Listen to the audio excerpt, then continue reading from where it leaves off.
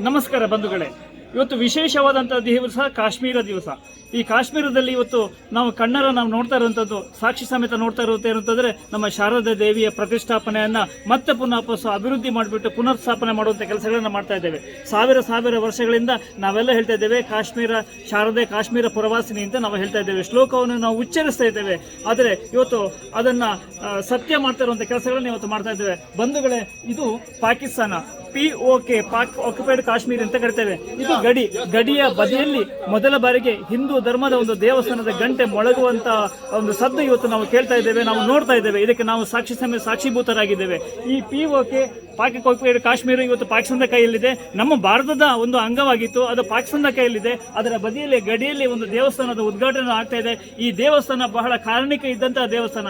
ಜಗದ್ಗುರು ಶಂಕರಾಚಾರ್ಯರ ಸ್ಥಾಪನೆ ಮಾಡಿದಂತಹ ಏನು ಸರ್ವಜ್ಞ ಪೀಠ ಅಂತ ಕರಿತಾ ಇದ್ದೇವೆ, ಅದರ ಮೂಲಭೂತವಾದಂತಹ ಸರ್ವಜ್ಞ ಪೀಠ, ಆ ಬೆಟ್ಟದಲ್ಲಿದ್ದಂತಹ ಸರ್ವಜ್ಞ ಪೀಠ ಅಲ್ಲಿದೆ. ಅದು ಪೂರ್ತಿ ನಾಶ ಆಗಿಬಿಟ್ಟಿದೆ. ಅದನ್ನು ಪುನರುಜ್ಜೀವನ ಮತ್ತು ಪುನರ್ಸ್ಥಾಪನೆ ಮಾಡುವಂತಹ ಅವಶ್ಯಕತೆ ಇದೆ. ಅದರೊಂದಿಗೆ ಶಂಕರಾಚಾರ್ಯ ಪಾದಸ್ಪರ್ಶದಿಂದಾಗಿ ಸ್ಥಾಪನೆಯಾದಂತಹ ದೇವಸ್ಥಾನ ಇಲ್ಲಿತ್ತು, ಇದು ನಾಶ ಆಗಿದೆ. ಮತ್ತೊಮ್ಮೆ ಶೃಂಗೇರಿ ಜಗದ್ಗುರುಗಳ ಕೈಯಲ್ಲಿ ಉದ್ಘಾಟನೆ ಆದಂತಹ ಶಾರದಾ ಮೂರ್ತಿಯನ್ನ ಇವತ್ತು ಪ್ರತಿಷ್ಠಾಪನೆ ಮಾಡುವಂತಹ ಕೆಲಸಗಳು ಇಲ್ಲಿ ನಡೀತಾ ಇದೆ. ಇಡೀ ಶೃಂಗೇರಿಯ ಏನು ವೈದಿಕ ಸಮೂಹ ಇದೆ, ಇಡೀ ಕಾಶ್ಮೀರ ಪಂಡಿತರ ಸಮೂಹ ಇದೆ. ವೈದಿಕ ವಿಧಾನಗಳಿಂದಾಗಿ ಇವತ್ತು ಕಾಶ್ಮೀರದ ಈ ಕಾಶ್ಮೀರದಲ್ಲಿ ಈ ತಿತ್ವಾಲ್ ಎಂಬ ಪ್ರದೇಶದಲ್ಲಿ ಶಾರದಾ ದೇವಿಯನ್ನು ಪ್ರತಿಷ್ಠಾಪನೆ ಮಾಡುವಂತಹ ಕೆಲಸಗಳು ಆಗ್ತಾ ಇದೆ.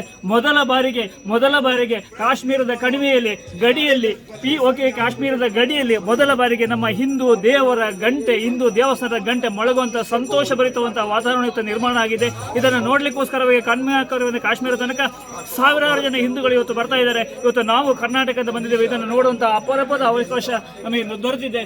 ನಾವು ಯಾವತ್ತು ಕನಸು ಕಾಣ್ತಿದ್ದೇವೆ ಕಾಶ್ಮೀರದಲ್ಲಿ ಶಾರದೆಯನ್ನು ಸ್ಥಾಪನೆ ಮಾಡಬೇಕು ಅಂತ. ಶ್ಲೋಕವೇ ಇದೆ ಕಾಶ್ಮೀರದಲ್ಲಿ ಶಾರದೆ ಕಾಶ್ಮೀರ ಪುರವಾಸಿನಿ ಅಂತ ಶ್ಲೋಕ ಇದೆ. ಅದು ಇವತ್ತು ಸತ್ಯ ಆಗ್ತಾ ಇದೆ. ಅತ್ಯಂತ ಸಂತೋಷದಿಂದ ಇವತ್ತು ಅದನ್ನು ಕಣ್ಣು ತುಂಬಿ ಬರ್ತಾ ಇದೆ. ಇವತ್ತು ಶಾರದೆ ವಿಗ್ರಹವನ್ನು ಇವತ್ತು ಪ್ರತಿಷ್ಠಾಪನೆ ಮಾಡುವಂಥ ಕೆಲಸಗಳಾಗ್ತಾ ಇದೆ. ಬಹಳ ಸಂತೋಷದ ವಿಷಯ. ಮತ್ತೊಮ್ಮೆ ಕಾಶ್ಮೀರದಲ್ಲಿ ಹಿಂದೂ ಪುನರುತ್ಥಾನ ಆಗುವಂಥ ಲಕ್ಷಣಗಳನ್ನು ನಾವು ನೋಡ್ತಾ ಇದ್ದೇವೆ ಬಂಧುಗಳೇ. ನಮಸ್ಕಾರ.